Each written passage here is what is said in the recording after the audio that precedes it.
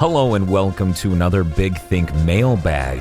We have the full Big Think crew here to answer your questions. That includes, but is not limited to, KZ from KZExcellent.com. I'm not limited to. Mr. Feel from Mr. Feel's Wild Ride. Good nom-nomming. I hate you. Good and acting. I hate both of you so much. And Bob. Hey everybody, I don't have any weird thing to say. From GigaBoots, and that's why you're my favorite. Quirky. Let's get right to this. Rainbow Cat sent in a question. They say, Dear Gigaboot Man of Wars, KZX8, and Mr. Feel's Wild Ride Chaser. With the Bleach anime returning, aka the anime where everybody uses katanas and then yells words to turn them into better weapons, and the impending doom of your Bleach podcast growing ever closer. My question is, Patreon.com/GB podcast. what are some of your favorite weapons that turn into other weapons? Sincerely, Rainbow Volt Catfish. Like in Bleach, or is this like Period. anything? In any It's period. It'd be weird to ask us before we did the Bleach podcast, Well, what's your favorite weapon in Bleach? They all know we're such big fans of Bleach. Yup. Dan, we're all just talking about Bleach, and Dan is like, "Where am I? I'm bleeding." Watermelon cantaloupe. What is that? Watermelon cantaloupe. Mm-hmm. I like how that's become a bit. Do you even know where I got what I'm referencing with that? Where I stole. Because that is a reference to something. It's not something I stole. It's what somebody told me. So here's the origin of watermelon cantaloupe real quick, since I'm sure it's going to be on fucking everything for a month. That is what I was told background actors are instructed to say when they're supposed to be talking in the background of a scene, Yes. but you don't actually hear them. It's true. Yeah. Watermelon cantaloupe. It's good stuff. Very good. Bob, What's up? do I need to say the obvious one, or are you going to say it? I'm drawing a blank right now because I'm bad at this. on Devil spot. May Cry has at least one. Yes, I know. There's the main one, which is really good. I can't remember the name, though. Forced Edge to Sparta. Oh, well, yeah. Yeah. He swings it around and it keeps changing shapes, and that's... Yeah, the Sparta transforms as you use it too. Yeah, the Ooh, Sparta gooey. transforms. I was thinking more of that, less I upgraded this sword to a good sword, you know, because we're talking about Bleach here. Yeah. Yeah, we're talking about weapons that transform. I mean, that's very much like Bleach, where Very Bleach-ish. he gets his Yeah, like when you upgrade and get the Nazi sword. Oh, Yeah. boy. Oh, And then somebody else, that's a manji. And I'm like, I know, but white people don't. I'm white. Hello. very convincing. I feel like there's the cool briefcase in Devil May Cry that turns into like a weird orbital frame that shoots rockets everywhere. Pandora is conceptually Pandora. cool, but Pandora it's is really annoying to conceptually use. very cool. I don't enjoy using that weapon at all. Me neither, but it's cool as hell. It is. I enjoy doing a 360 and abusing that one move that's just a giant laser. Yeah, Yeah. no, that's hilarious. I think that I actually liked it is they did a different version of it for Trish, and they simplified some of the stuff, and I was like, this is pretty cool. KZ, do you have any that are popping in your brain? I'm trying to run my brain through Bleach-related ones, but I don't want to spoil the surprises for you. There's so many good ones we'll have to get to on that podcast. I'm suddenly not feeling well. I'm gonna go back to bed. Oh, that's unfortunate. Wait, it comes to me. My brain just went off. Keyblade transformations are pretty cool. I was Yeah, gonna say I it's was- like easy. It just occurred to me. Oh yeah, Keyblades are swords canonically. So I don't know, fucking Terra's Keyblade that turns into a giant bazooka. Yeah, that's pretty Yeah, the cool. cannon is real raw. It's a pretty good upgrade. That's called the Ultima Cannon But that is also very raw. that sometimes shoots a beam. It's sick. I'll pick that one so I can avoid spoiling as many good Bleach ones as possible of the Zanpakuto, as Phil would call it. Phil, do you have any picks? Yes, I have many. Let's start with video games. I really enjoy the whirligig saw in Bloodborne. It was the weapon that was added in the DLC. because this is kind of Bloodborne's whole gimmick. You know, you have the weapons that turn into a different weapon. Well, this is like a pretty simple mace, and then you attach it to the 3 giant circular saw blades on a frame, and then they somehow spin, and it isn't clear how. And you hit people with it like a giant axe, or you hold it like a weed whacker and walk into them. Yeah, Bloodborne had lots of good ones. I can't believe I forgot about Bloodborne. I didn't. Instead, my brain went, pick something that isn't Ruby. Ruby has good ones, though. Ruby, it's like my favorite stupid part of Ruby. It's like, yeah, I have nunchucks that are also shotguns. That was awesome. Like, that's Bayonetta. fantastic. Or I guess it was more pistols, whatever. Okay, here's the dumbest one that I love the most. In Power Rangers Wild Force, you have the Lunar Wolf Ranger, and his weapon is like it's like a rapier that he can pull the handle up and it will become a rifle. Ooh. Or he can swing it and trap you on a laser pool table, and then it becomes a pool cue and he hits laser pool balls at you. How did we get here? It is very cool. Okay. Come on, nobody's gonna say your weapon from Astral Chain. What? They didn't transform. Yeah, they did. They had a Claymore mode, Baton sword mode, and gun mode. I forgot there was one thing that transformed between all 3.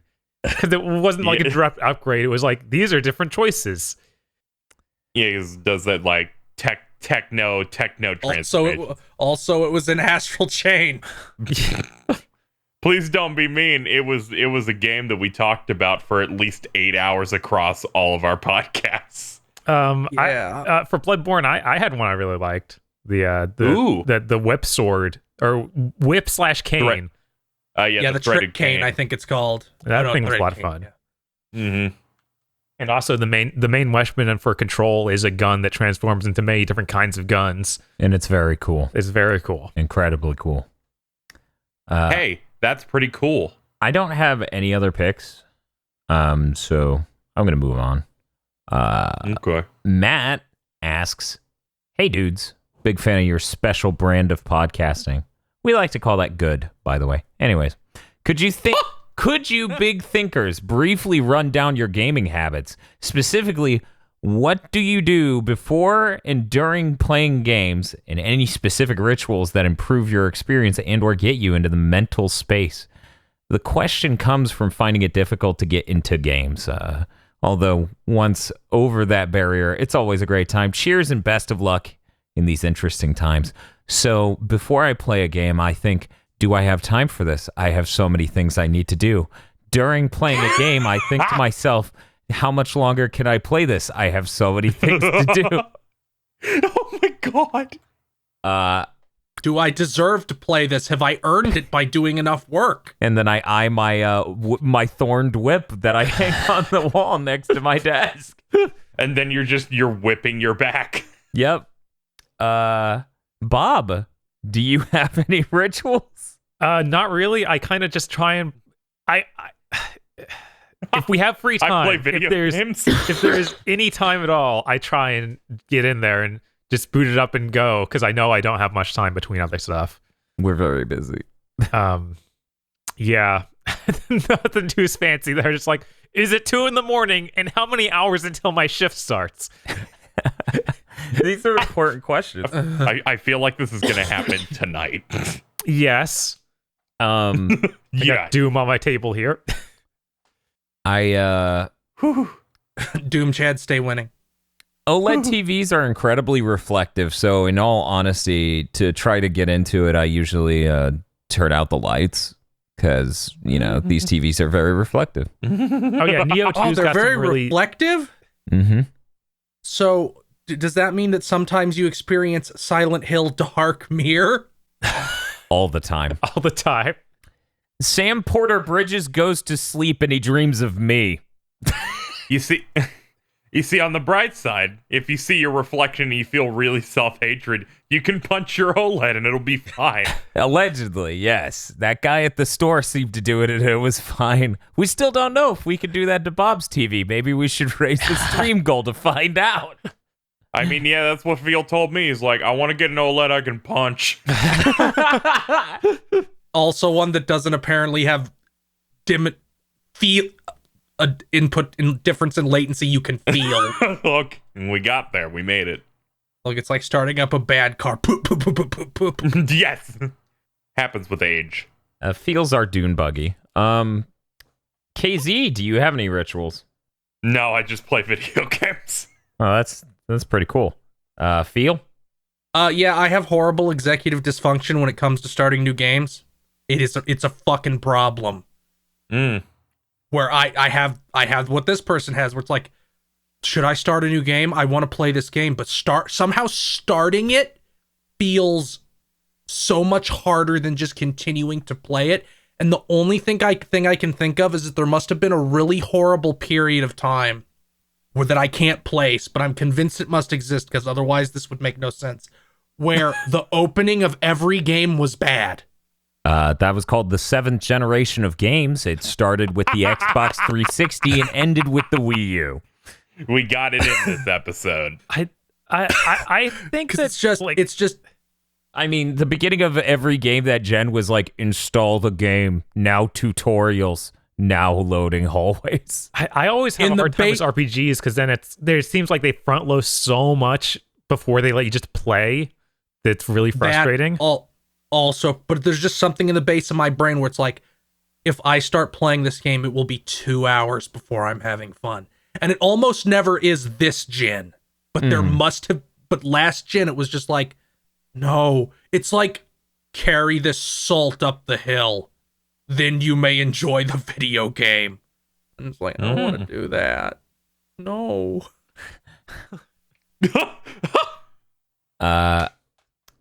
Okay. That's understandable. I also used to have the problem, and I got the fuck over this, where it's like, I would only have X amount of time to play the game, so I might as well not even bother. Hey, Bob, have you gotten over that, or? No, I still try to start them. I just don't get to play that much. How's Valkyria Chronicles 4 going? What about it? Isn't that what your hat is based on? Yes. Then that counts as playtime. You've been playing 850 hours of it. Bob's hat has somehow ensured it will be boosted on PS5.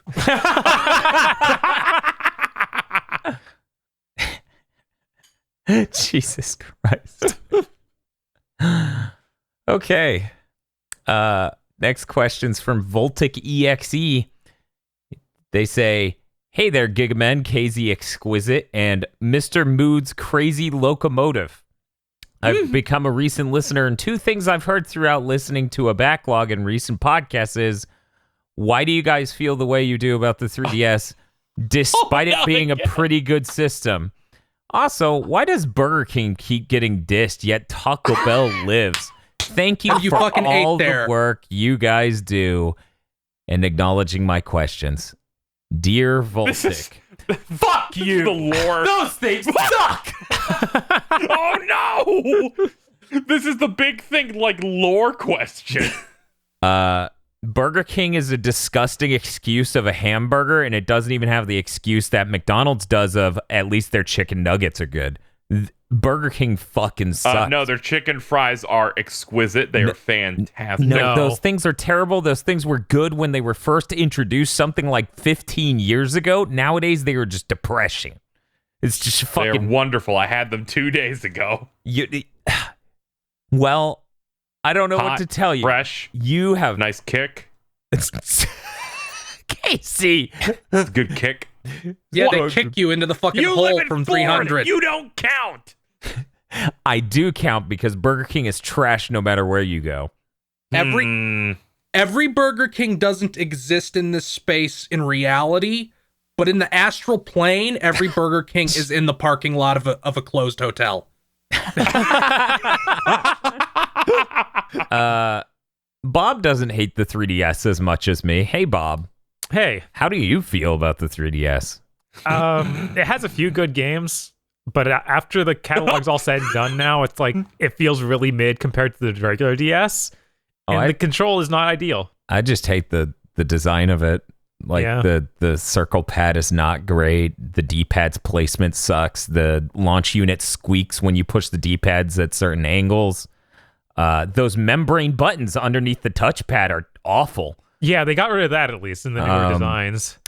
The 3D wasn't good until they did the new 3DS. Yeah, the 3D's always given me a headache. There's so many things. Ergonomically speaking, it was a real floppy piece of shit until the new 3DS. I think even on the new 3DS, I'm a shade too dark for it to detect my face right. I don't get a good 3D experience still. Well, this is awkward. Tragic. So, yeah, I don't know. I think it's a terrible platform. There are people who did like M2, for example. They do emulation, packages. So like the Sonic collection on DS, even they didn't like the 3DS because it cut a lot of the features that they used to better emulate stuff. Like it was just worse at it. The 3DS is a bear of a fucking platform and fucking sucks. It's like, I support 3D graphics. If you turn it on, everything runs like shit. Like it's just a terrible fucking thing, and it burns. The original unit burns through its battery life so fast. Like it does. I only have an original unit. What was it? I think we clocked it in that Game Gear versus 3DS battery test video. Yeah. Battery life test video, and that thing clocked in at... Oh, yeah, no, we played it nonstop, Ocarina of Time. The Game Gear... we sent Eric to it, and he literally played it with 3D on the whole time. Yep. It was fine. Yeah, he was fine. Except for his face melting off. No, that's how he looks. He didn't notice. Hey, Jesus. Oh! We're supposed to attack the console, not the people. Collateral damage. Yeah, no, it's a miserable platform. I think both the PSP and the Vita were better portables than the 3DS. I like the DS. I think the DSi is like one of the best portables made. But man, fuck the 3DS. Does anyone else need to say anything? When I think of the 3DS and its catalog of games that it put out, the ones I like the most are like remakes of DS games and a couple of standout like 3DS games. But for the most part, I think about how many franchises like Pokemon and just Ace Attorney, I feel like, and other series of games were better on the DS. Yeah. And their 3DS incarnations I felt were a little bit weaker. And it just kind of felt like the DS2, but just a weaker sequel. Also, just the performance on it, it's not great. Yeah, it's not really powerful enough for 3D games. And the launch was really rough. Yeah, there's not a lot of games in it that I consider must-haves compared to a PSP or an original DS. Yeah, I literally have like a gigantic stack of DS games I'm never going to get rid of because I feel like they're all really great. Mm. The 3DS is probably half the size of a stack, and I don't have strong feelings about most of them.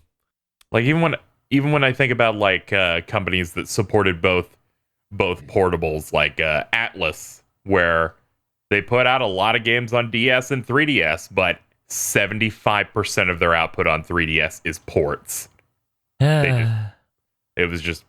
It's the game you played on DS, but we have voice acting, except toward the end where they gave up and stopped putting in a dub. Also, money off. Also, their games cost $50 instead of $40. The raise, because if I recall correctly, the DS price was, what was it, $35 at launch. No. I'm talking about. Most 3DS games are still $40, but the Atlas games are $50. Oh, okay, yeah. That's what's up. Okay. Yeah, there's the Atlas and the Square Enix tax. Yeah, that shit's real. But for me, like, not only are those other things that I mentioned, but look at Nintendo's like Zelda games. The 3DS got Link Between Worlds, a remake of Ocarina of Time, and Majora's Mask. Like I feel Triforce Heroes. Triforce I don't know if that's a Heroes, good comparison, just because the DS entries were not good. Yeah, but at least they were really different. And I respect that immensely compared to Link Between Worlds, which is a very polished game. It's a very thrifty game, too. Recycles a lot of Link to the Past, and Triforce Heroes is neat, I guess. I don't... Got Link in it. Yeah, it's just that weird. They're like super touchscreen based for the DS entries, and one is the direct sequel to Wind Waker. So it's... I see where you're coming from, though. It's legitimately different content. Right. And that's all it is for me on that front. Also, Mega Man Legends 3 didn't happen. Fuck that platform. Anyway. Phil, do you have anything to say before we move on? Yeah, I bought a 3DS for Mega Man Legends 3. I almost did. Not that you haven't said, it just has a worse library. The games perform worse. The screen is bad. The circle pad is fucking terrible. It's so weak they had to release a revision just to make games that didn't just so your games wouldn't explode the system. Which made it so that developers made games that ran like shit on the OG 3DS. Uh-huh. And then they still ran bad on the new 3DS because it wasn't that big an improvement. I've had this exchange dozens of times on like a stream or something where I go, this game running is embarrassing. And they go, well, you should get the new 3DS. I'm like, no, they should make something that works on the 3DS, the thing I spent money on. No. I mean, guys, Hyrule Warriors gets upgraded from 7 frames per second to 19 frames per second. Stop talking that port exists. That port has to be the biggest nightmare in the world. And I'm sure that Fire Emblem Warriors is still a bigger horror show. Yeah, Did you nobody give it a played chance, it. Phil? No one knows, though, yeah. What game are you even playing, KZ, where people say this? Pokemon. Yeah. I feel like It's like playing Pokemon Sun and Moon. There. Yeah, no, it's just, Like- this is people who can't see frame rate being like, it ran fine Like- for me. In Pokemon Sun and Moon, you get the Z moves, which were the supercharged moves depending on like what type it is. And I remember stuff like the fire one, where you build an orb of fire that gets bigger and bigger and then shoots out like a big beam. That thing dropped to like 3 frames a second.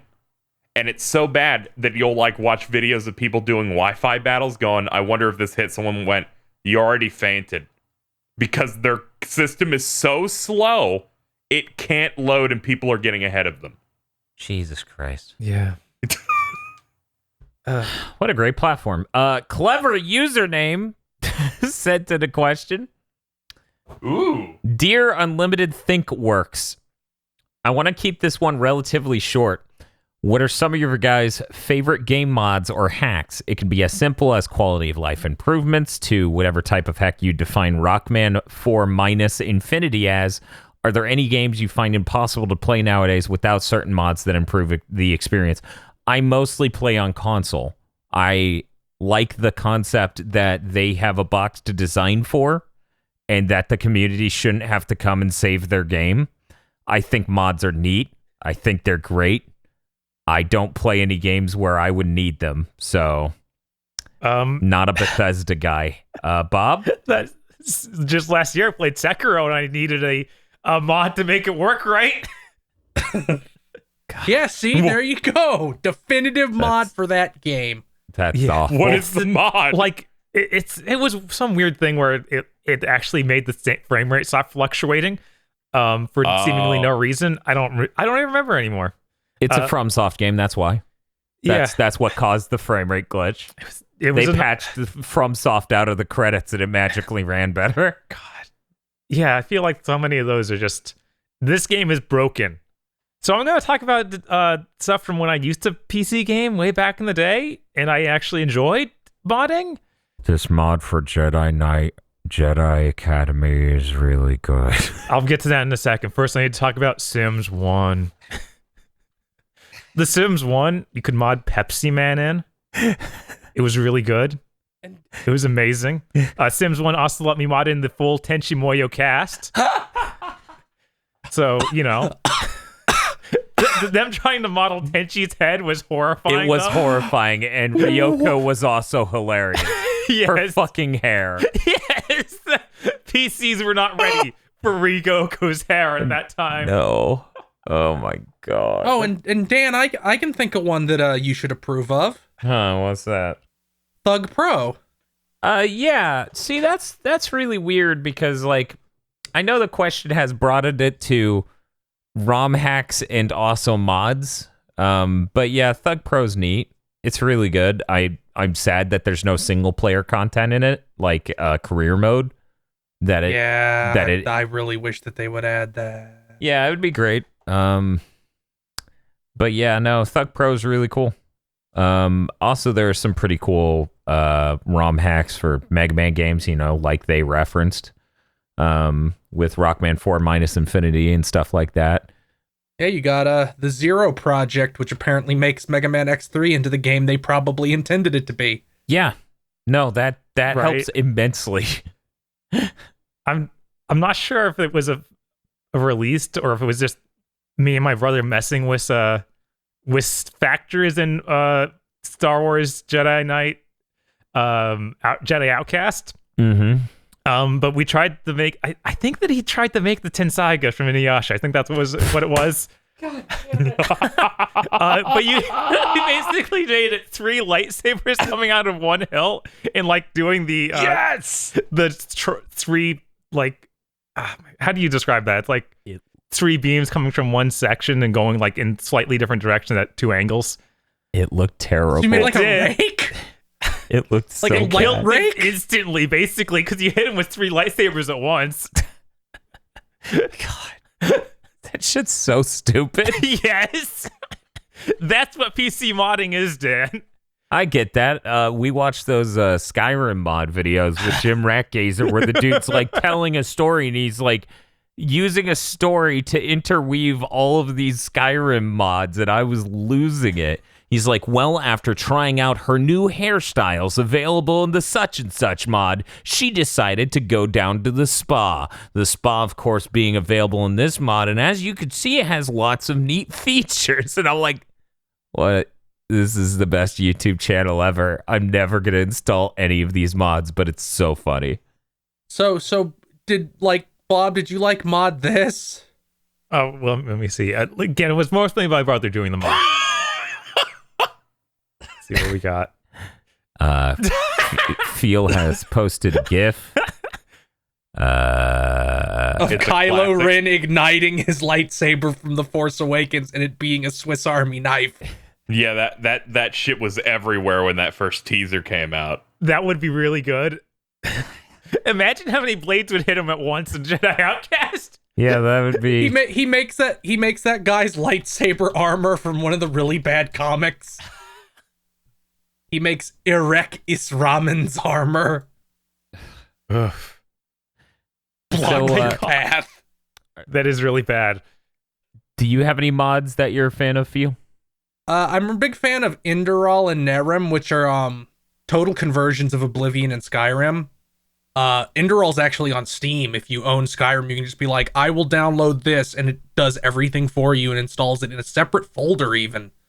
I think stuff like that, which is a bunch of people got together and made an entirely new game in the engine of this other game, using some new assets, but mostly the same ones, makes a lot more sense as paid mods than whatever Bethesda wants to do.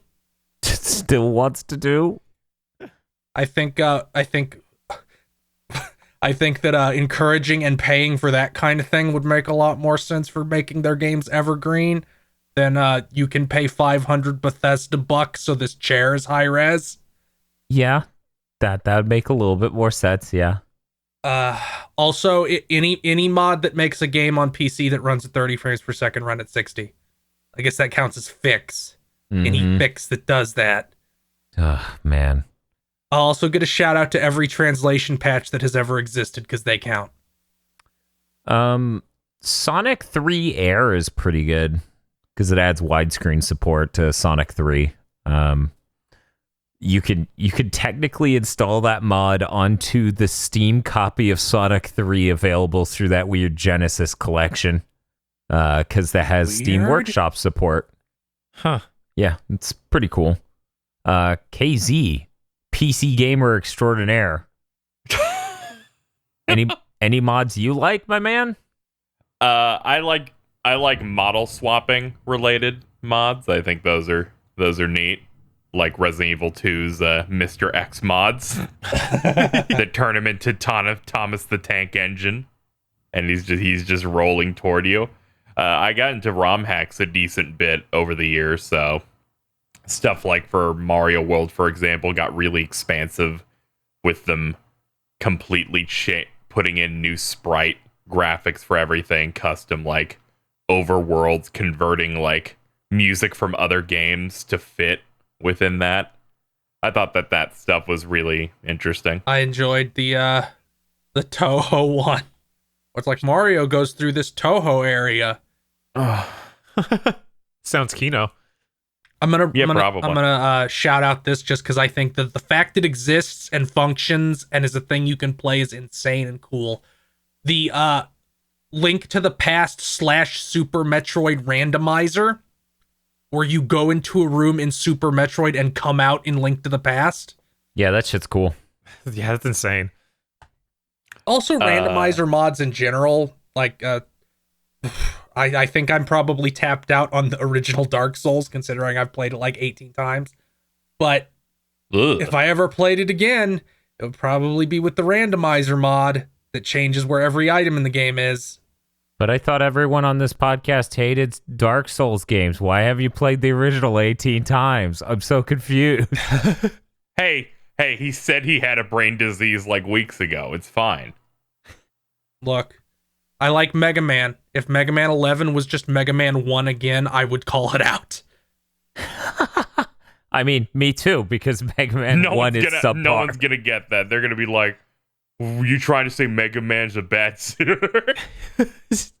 What was it? Bob had an aneurysm the other day because a YouTuber I watch, not gonna name names, was like, the original Mega Man series is okay, I guess, but Mega Man X was the first time it was great. And he's like, man, I'm so tired of that take.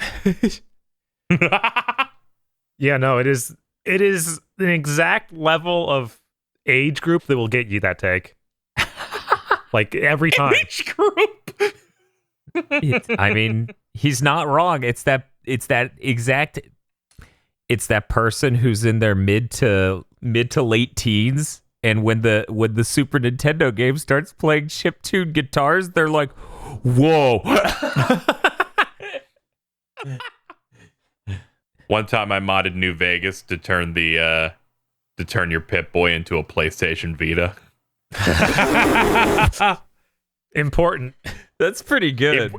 It was. I love stuff like that where they're like, fuck it, you're rolling with a Vita now, changing the HUD to make it look different, get that awful color filter. Does Chex Quest count as a mod? No. Yeah. Because you don't install it. I guess every single mod that Bethesda stole and just put in their game. No, it's okay. They put in something where they put like the Vault Boy over like the PlayStation logo and said it was a different device. I really liked this one mod that replaced the short Italian dude stereotype from Resident Evil 5 with Wesker. So Wesker's face was just swollen and terrible for this cutscene. And he's like, "What's the matter, Chris?" And I'm just like losing it. One of my favorite YouTube videos. There's something really fucked up about Wesker clapping like an idiot. Okay, so we're gonna move on. Crummy Curmudgeon sent in a question. Wanted to ask whether after Bamco's output this gen, are you concerned about the future of their games? It feels like a bargain bin anime licensed game is due out every 3 months for them, and the relatively higher budget games like Code Vein and Soul Calibur 6 feel undercooked, lacking in some fashion. Ace Combat 7 feels like the only fully fledged game to come out this gen, from them this gen, considering Tekken 7 was an arcade port. Can't help but feel stuff like the Tales of Arise will be compromised in some uniquely Bamco fashion, even though it looks promising in every showing. Crummy, this is the most mixed fucking bag of takes I've ever fucking read on this show. Oh my fucking I like the last statement, which is, I have no real reason upon looking at this game to think that it might be a problem. but it goes against my thesis. Tekken 7 had a lot of work done on it for the console versions. Soul Calibur 6 is so much better than Code Vein. Please do not group them together. Thank you. Code Vein is not high budget. The only reason Code Vein could be considered high budget is because they needed to give it an extra year of dev time to make it work.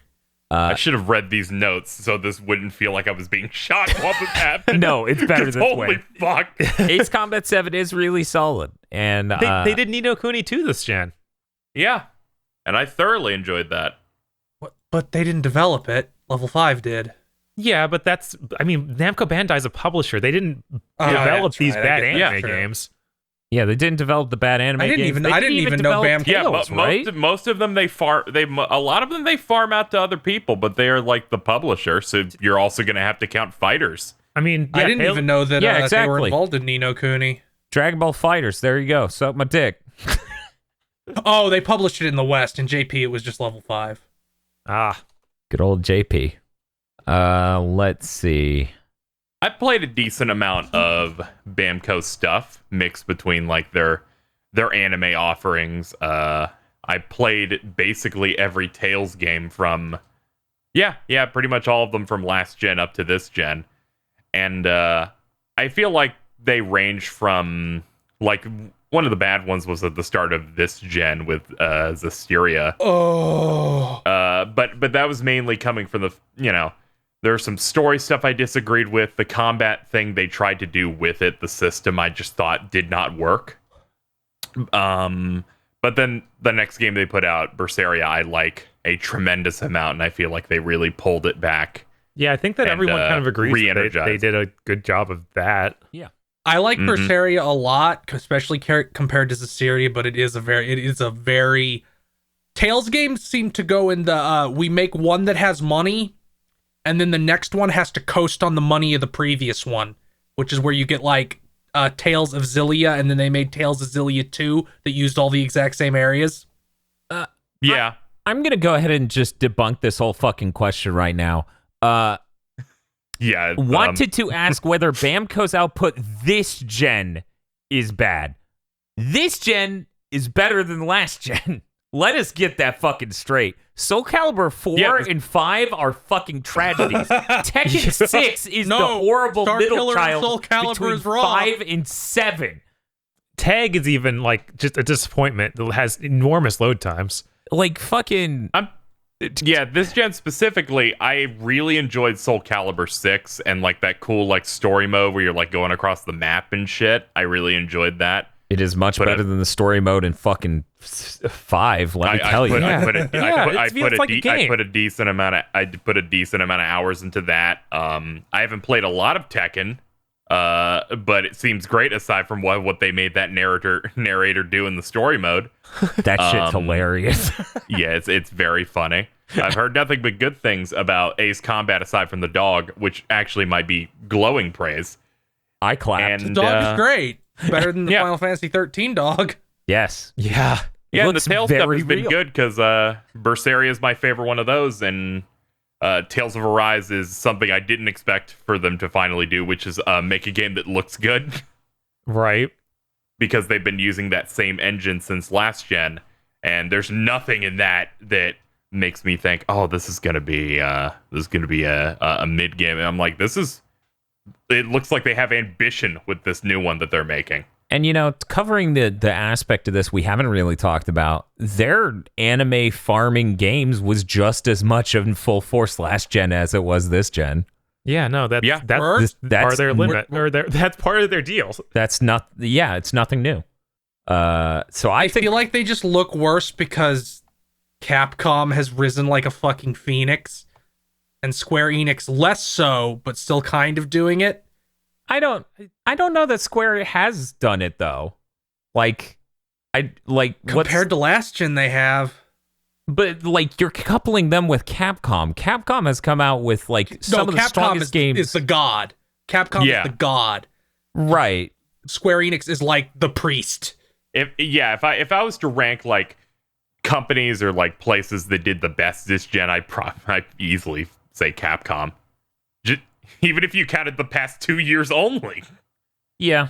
Just the level of quality of games that they're putting out. I think Square's done a lot better than they did last gen, of course, between, all the games they put out. But I would not put them on the level of Capcom, because Capcom has black magic at the moment.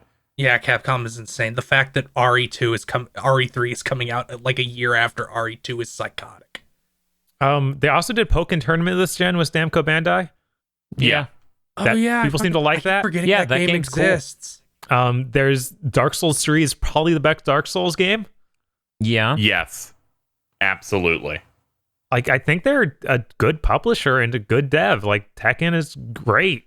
Yeah. Like, amazing. Mm-hmm. And keeps getting better. Like, and I can't stress how much, like, when you look at the last 4 entries of Tekken, the 2 peaks are Tekken 5 and Tekken 7, Yeah, for sure. So the 2 entries last gen are the ones you don't want to think about, really. And I think it's super weird to dismiss something for being an arcade port when it's like, that's how those games work back when that were launched. Well, like, arcades are huge. Well, not only is it weird on that front, it's weird on the front of, like, they put in a lot of content that wasn't in the arcade, like all the character customization stuff. They also did a ton of balancing, and they kept adding characters the whole time. Well, they were doing all the character customization stuff in the arcades too, because they have like special cards and stuff. But yeah, for sure, there's single player. There's all sorts of other things. Yeah, and they also kept adding characters to the arcade version too, until it got up to speed. Fucking bowling. Yes, there's bowling now. Tekken Bowl is hilarious. We played that at New Year's one year. That was funny. But yeah, I think Bamco's doing fine. I just want Ridge Racer to come back. That's all. Yeah, we need Ridge to Racer's get the my only book. thing that's like at risk. In fact, if I were to make this argument for you, I would say them trying to make 2 different major IPs in, Malaysia, and then those projects just bombed entirely. One of them was Ridge Racer. I can't remember what the other one was. I forgot but they about were this. both being developed in Malaysia, and both bombed. Oh wait, that's what the other one was. If I remember correctly, it was part of the Metroid Prime development team. Yeah. Oh yeah, I was going to bring that up. Nintendo was splitting up development of different chunks of Prime 4 across multiple studios. Some of it was Bamco Malaysia, which leaked. And then they had that announcement of, we're going to make one place make the game. Everyone, the strategy is not working. Everyone suddenly realized Bamco Malaysia maybe not great. Yeah. When I think about the judging the output of a publisher based on the fact that they have all the anime licensed games and that they're at best swimming in sevens with those, Bamco's one of the few publishers that has regular AA games, which are those where you have a lot of other places focusing more on bigger AAA titles, and usually their smaller stuff is collections of old stuff. So I think that kind of ends up happening, where it's like, yeah, they're putting out a lot of stuff, but it's like smaller scale, like AA stuff that you'd expect like a THQ to do back in the day, when they'd have like licensed cartoon show games and stuff like that. Yeah, true. That just happens. It's a lot less often that we get that now. And Bamco just has the market on the anime ones. Yeah, I think it's kind of neat that we're actually still getting these bad anime games. Yes. But then hate crimes like Jump Force exist. Right. Oh boy. Outside of Jump Force, they all seem non-threatening. Yes, that's true. Yeah. That's a good way to put it. And Fairy Tail. I mean, even Jump Force. The guys who made Jump Force did the new One Punch Man game, and it doesn't look horrifying. I hear it's disappointing, but that's, Yeah, probably. Like I said, they admitted, we made this look shitty for Americans. Yes. And then we didn't dub it because we're psychotic. Yeah, it made no sense. Stop reminding me that they didn't dub it. I would have played that game all the way through as a dub. I'd love to see that. Yes. Isn't Yusuke in that? I would have loved to hear realistic Justin Cook Yusuke. Oh my god. Okay, we got Cap Justin Cook's real face onto Yusuke's bottle. You have photorealistic Kuwabara and that voice coming out of him. it's fucking Bob. They're just doing it like Sony does shit. So the face sculpt is fucking like Troy Baker looks like the dude from Infamous Second Son. Kuwabara looks like Sabat. Oh no! Yes, that would be the best game ever made. He just looks like Chuck. I'll die. Kurama's like, you thought I'd let you do this alone?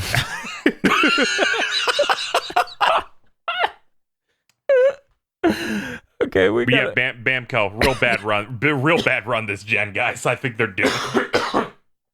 I think they're on the up and up relatively, because last gen was kind of rough. But anyway, we're gonna move on to Pyromancer Isaac.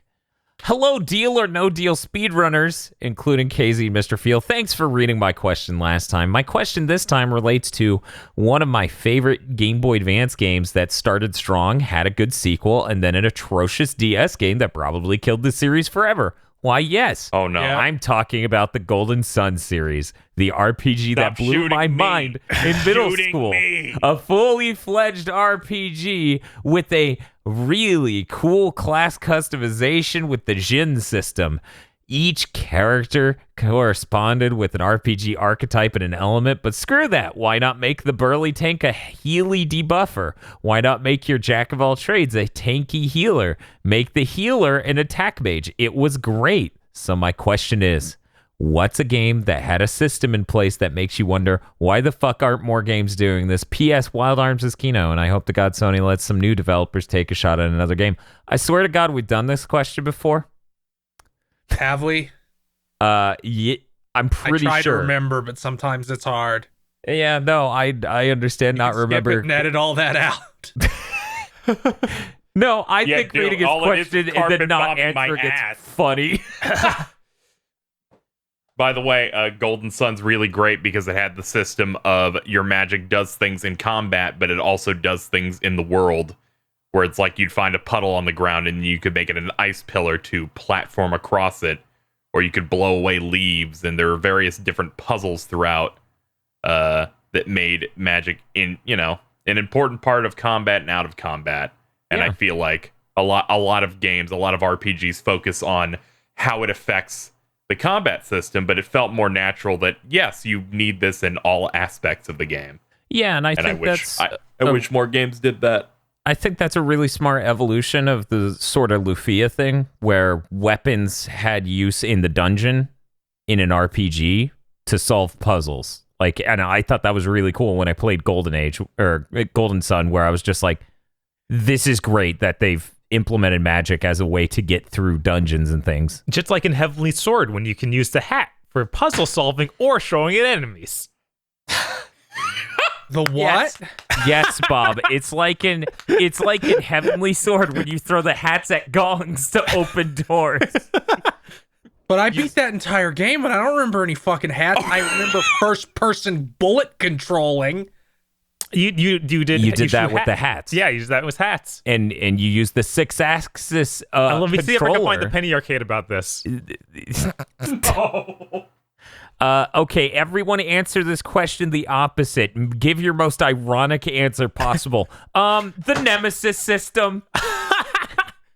Why isn't it in everything? I don't understand. It's almost like that whole system dictates the entire story and flow of your game, so it's a very specific fit to that one game, but why isn't it in everything? Can I have one that isn't condescending and mean. Okay, if you want to repeat yourself, I'm go busy ahead. looking at a comic. I guess I should have put it straight in like this. I'm gonna repeat myself. FromSoft made the best possible health system for a Souls-like game with Dark Souls 1, and then they proceeded to make like 6 games where they got it wrong for some reason. Always in a completely different way, It just had to be different. That's all they cared. which I think is impressive. What was it? Is it that? So like Dark Souls 1's that thing where like you kindle a bonfire and it's like you get like double in certain areas. You get 5. You get 5 forever. If you need more, you burn a resource and you get 10. And then in Dark Souls 2, it's like you get 1 and you have to find some bullshit to make it have more than 1. And then Dark Souls 3 also did that. And then Bloodborne was like, no, you can carry 20, but it's a consumable. Hope you don't run out 70% of the way through the fucking game. You're talking about healing items, not your health bar. Yeah, I'm talking about healing items. Okay. Yeah. With Dark Souls 3, I believe you had a few more charges, and then they had the second jar, the Ashen. Yeah, jar you start that, with like, 3, and then you builds up your can magic. get up to 15, and you can split them between your magic jar and your Yeah, wasn't the Dark Souls one where you could increase it just limited to the zone you were in? So if you leave that zone, you don't have that much. Yes, and it cost a humanity, which was not a super rare resource, but it was something you had to consider. But mostly, I'm just thinking of Bloodborne. Like the later game's better than that. Mostly, I'm just thinking of Bloodborne, where you end up running out of shit. I ran out of shit in Bloodborne. I think 5 is the perfect number. What are you talking about? Don't you love doing runs where you just go kill 100 things in the first area of the game so you have a pile of them to go spend? Don't you like that? Oh no, you were like, I just got a lot of blood echoes from this fight. I'm gonna go in. What do you mean? I progressed enough that they're now raising the price of the healing items? What I was gonna fucking bring up. That was the most sadistic thing I have ever seen, and fuck FromSoft forever for that. They're like, we want you to lose this percentage of your resources to buy these things, so we will now raise the price of healing items. We balanced this for you to have 20 every time. Why is it a consumable? We don't know. We're stupid. We like the Souls games here at Big Think Dimension. I like Bloodborne a lot, but that is my one major complaint with that game, that and the frame pacing and the chromatic aberration. learn to make a game. I don't like that place that's filled with spiders.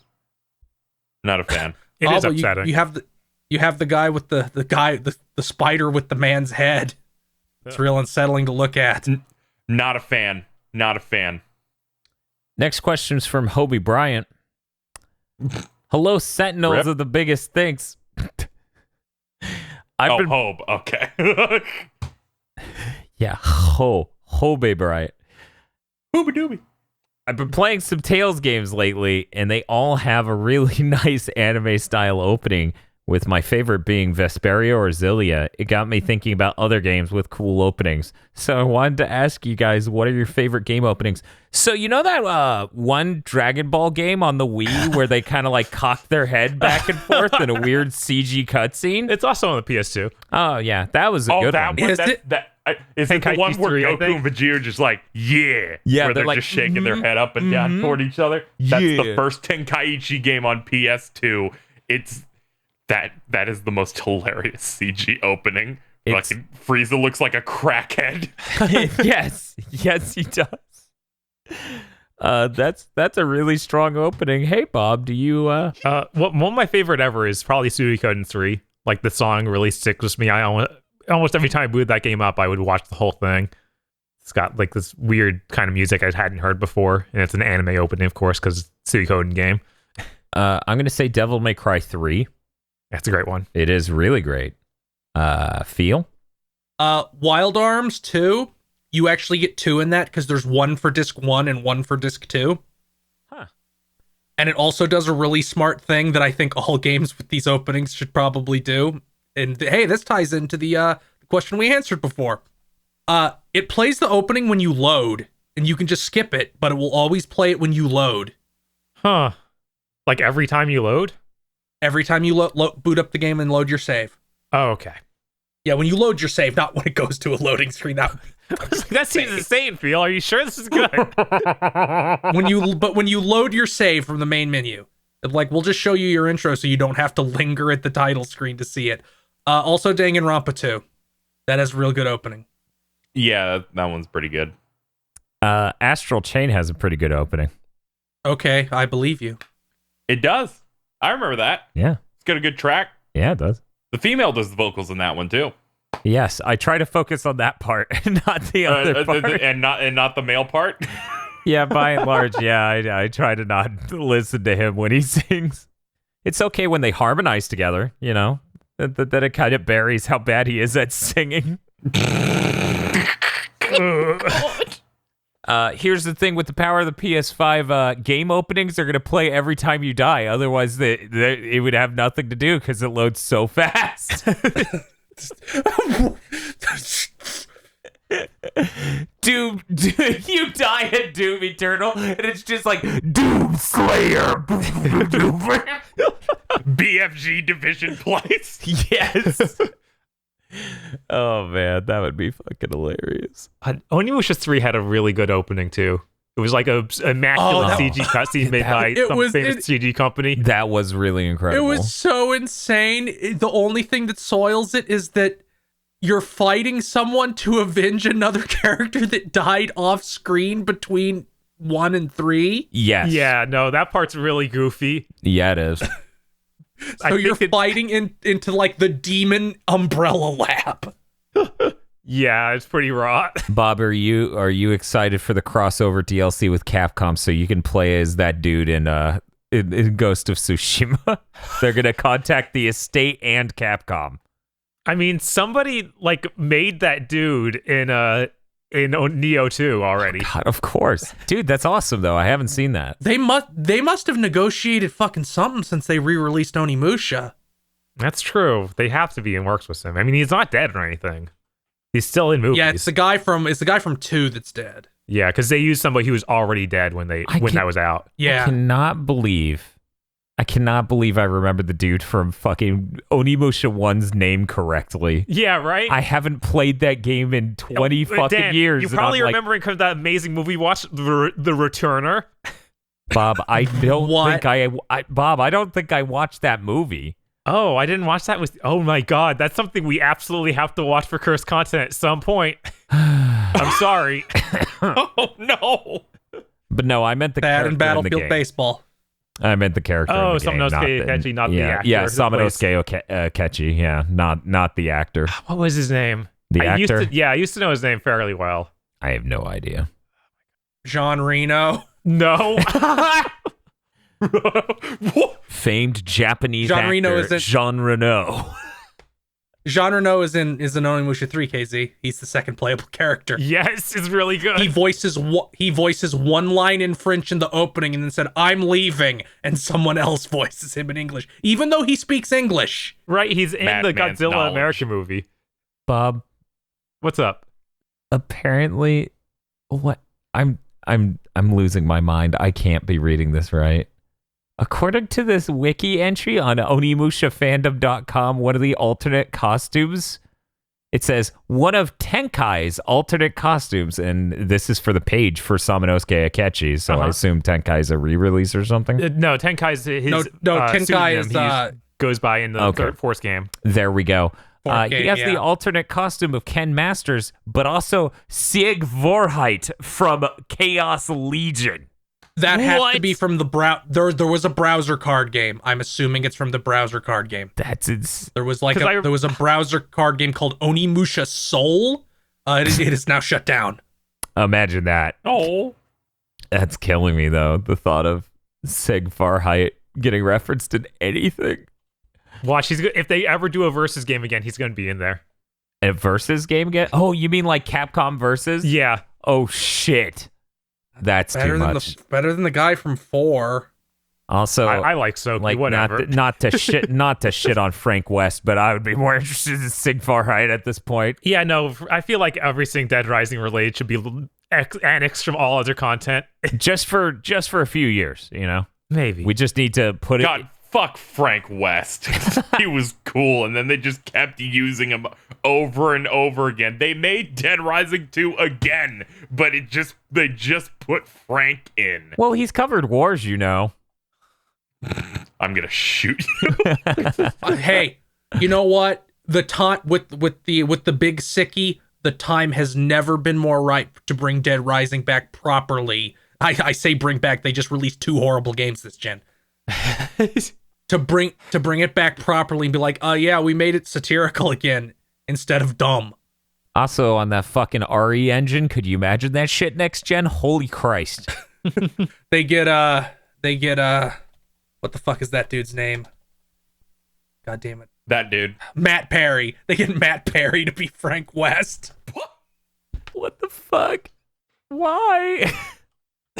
Because he looks Happening. vaguely like Matt Perry.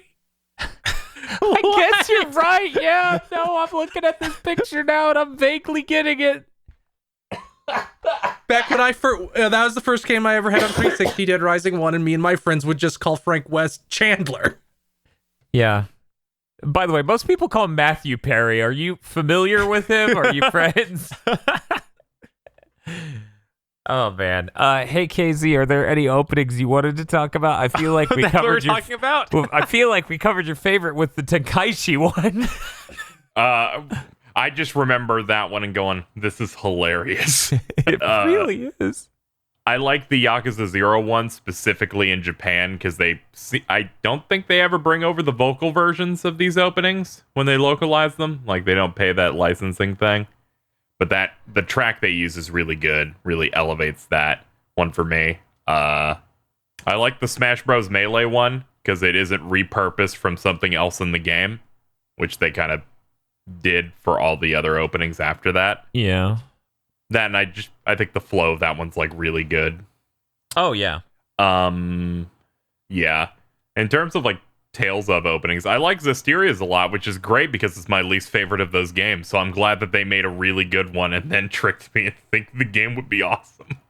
Yeah, the Tales of ones are really good. They're done by that Ufotable, I think. And they always have some really nice looking animation. Yeah, they seem to have like some deal with Bamco because then they did the Code Vein one.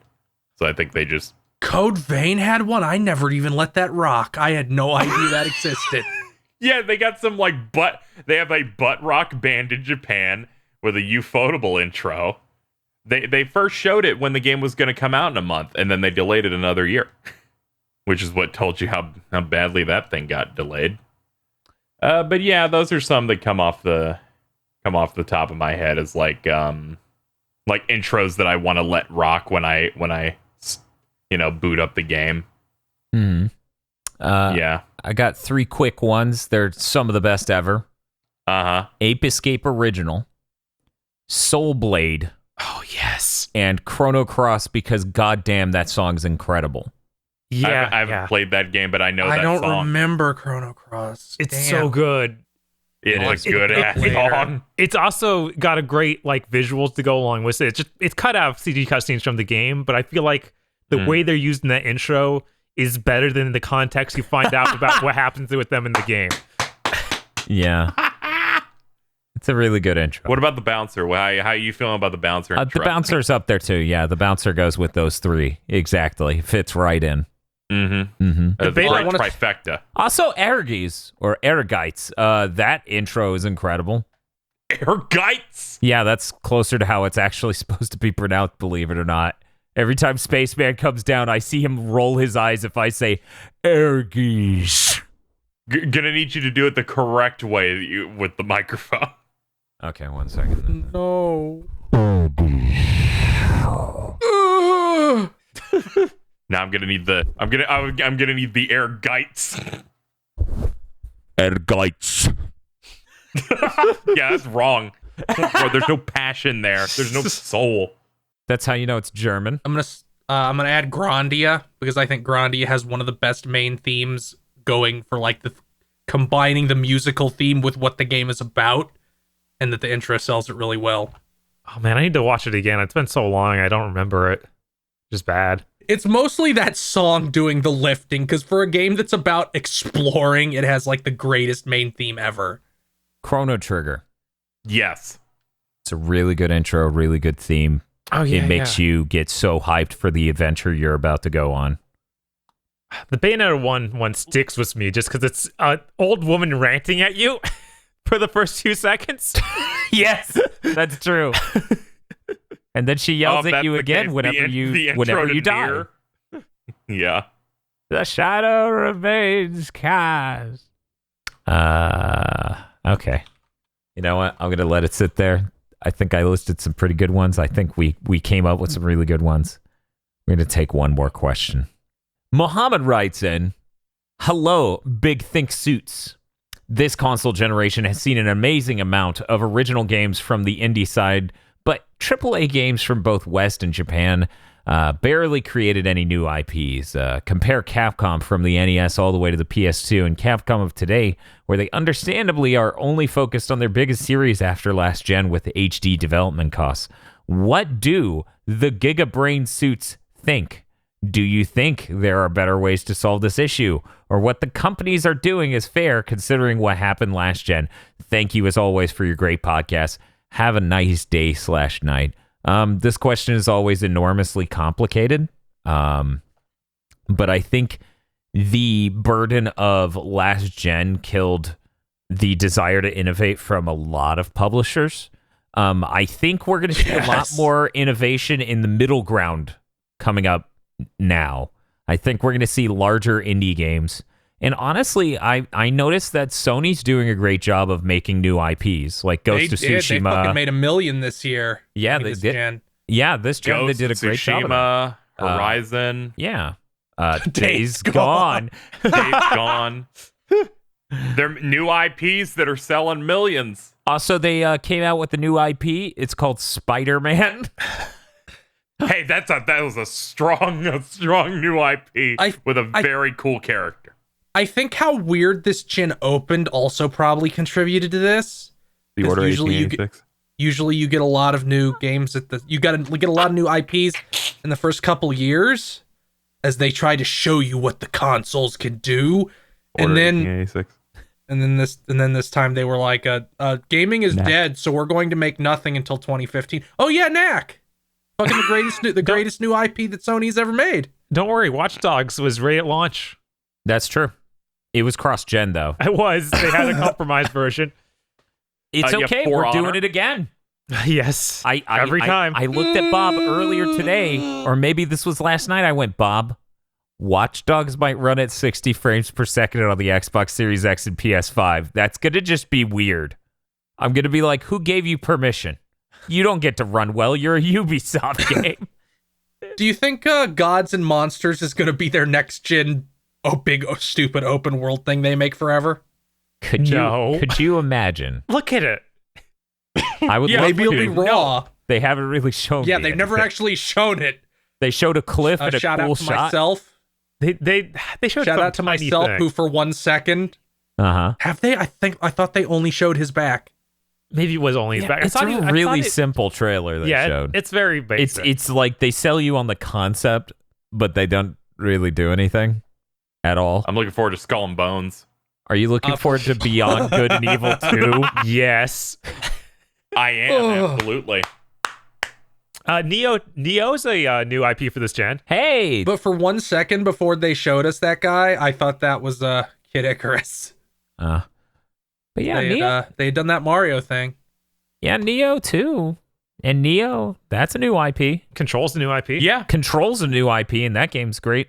Astral Chain's a new IP.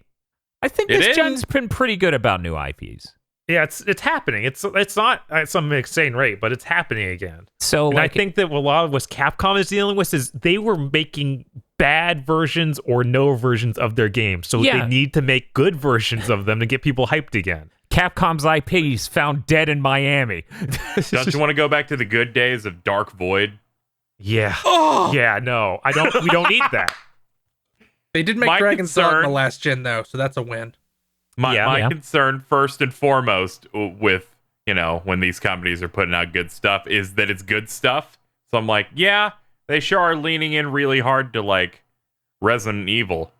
But look at these games, man. Yeah, I mean, plus Resident Evil 7 is such a fresh take for the franchise. I really appreciate it. Obviously, Resident Evil 2 isn't that, but Devil May Cry 5 and Resident Evil 2 are so fucking polished and svelte that they're standard bearers, basically, for the industry to some extent. So it's sort of excusable in their case because of that.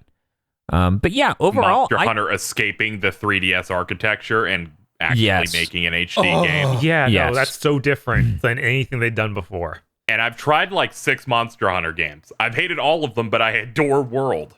Yeah. Yeah, and you're not alone. It's the best-selling franchise from Capcom now. Yeah. That one game. I was like, that doesn't sound right, but okay. No, that's what happened.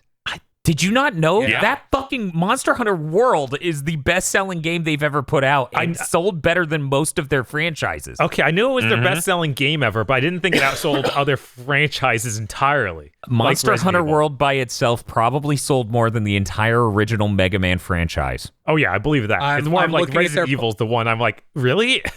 No, not Resident Evil. Resident Evil has sold like 70 million units total, but Monster Hunter World by itself, looking at their platinum titles page, 14.9 million. Yeah. Yeah, that's huge. Yeah, I remember Yeah, when it came and out, I- it was I beating Destiny 2. Once again, I would like to point out, well, Yeah, I know, anyway. not that was much of a thing, but hey, remember when it was announced or when it was leaked? People were like, they've betrayed Nintendo and put it on the consoles. Japan ain't gonna buy it. It has no legs. Do I need to pull up the GameFAQs post again? No. About Final No, Fantasy because then I'll 13. start referencing that guy on NeoGAF who was upset about Persona 5 making you admit it's a game. That is the funniest They're making me one. sign a contract. This is not legally binding. Fuck you. They don't have my consent. I'm signing this under They're like, duress. did Royal patch out the contract? Oh my god. Oh man. But yeah, I think this gen's doing better than a lot of gens. I think studios, a lot of them understand that they just can't milk the franchises. Capcom, they really needed a win. And oh And they boy. won a lot. Yeah, they fucking A lot of wins. did. I played that Resident Evil 3 demo. They need to stop winning. Oh man. You're I'm gonna very, get tired of winning. you know, Maybe. a little Yeah, bit. they'll put out a fighting game. Oh. We're tired of winning. Here's Street Fighter 6. Oh no! It has 8 characters, costs $80, and has 1 mode. What's the mode? Darkstalkers is Training. returned. Oh no! Jesus Christ. Okay. I think we're going to shut this down. Sure. Thank you all for sending in your questions. Bye.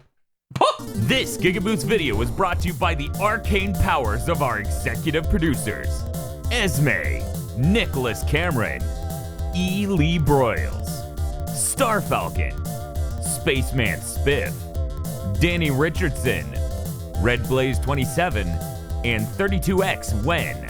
Thank you very much to our powerful executive producers. And also these guys.